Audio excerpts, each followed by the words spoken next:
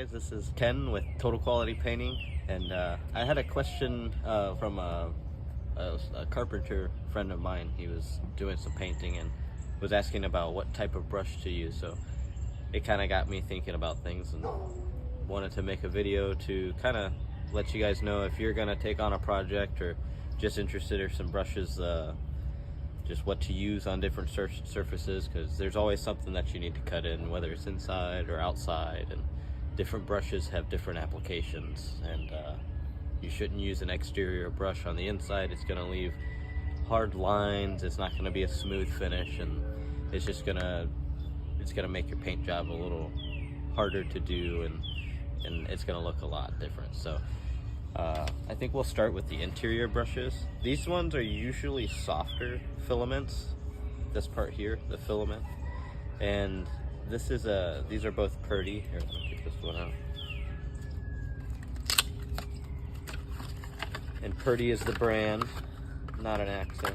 It's Purdy. But yeah, both of these are the same. This one is a little thicker. You can see that. This one is gonna hold a lot more paint. So if you're looking to hold a lot more paint, and you know you're trying to move a little quicker, I would use this one. This one I use is what I use most of the time. Now, if you're painting in a smaller area, maybe like a windowsill or in between like a door jamb, I would use something like this. Or even if maybe you're not as comfortable having a lot of paint on your brush and you're doing your cut-ins, this will work perfect.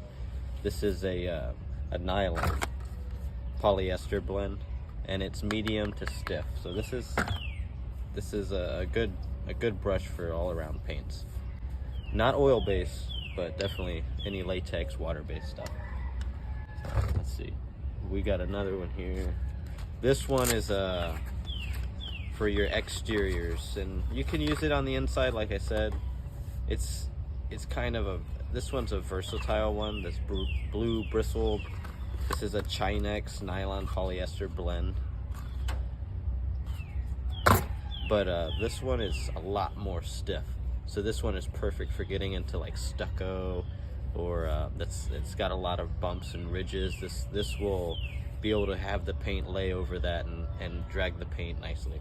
That's what the difference is when using this. If you use this on the inside, it'll still drag and it'll still you'll be able to pull the paint along, but you might notice that there's some hard lines on it. And this one's a little more versatile, but it's best to use this one or like a Chinex brush, which is just Chinex, it's not a blend. That's a lot stiffer, so you can use that on the exteriors as well. And let's see, this is another interior brush. This one is a soft bristles. So this one is dyed nylon is what the bristles are called, and you can see those are pink. And this one right here is really good for your trim, like crown molding, baseboards, door jambs. It's really soft, which means you're gonna get a lot smoother finish. All the bristles are nice and tight, and it's a little thinner. It's thinner this way, but there's a lot more bristles packed into there. It almost seems than that one. But this one's gonna leave you a nice smooth finish. So when you apply your paint and then you go back to lay out your paint, this one's gonna be perfect for your trim. This is what we typically use when we aren't spraying our trim, where we're using very soft brushes. And let's see, we do have one more. This one is a very big one, and this one is for your deck staining, vent staining. We were just doing a project clear coating and sealing a shiplap exterior walls, and we were back brushing our clear coat with this. This isn't for any type of painting, any precision painting or anything like this. This is mainly used for back brushing. You wouldn't want to go around using any of these ones. It's just going to take you forever, and it's going to ruin your brush.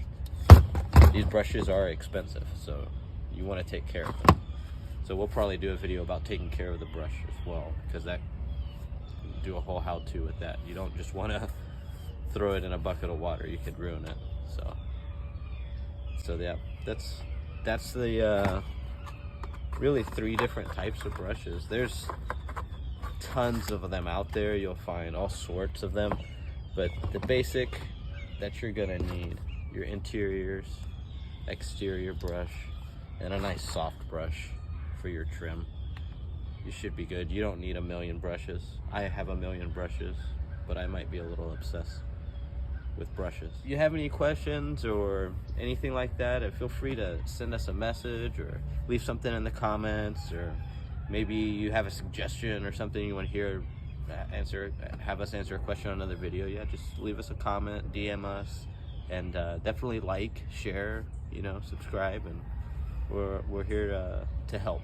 So we'll see you on the next video.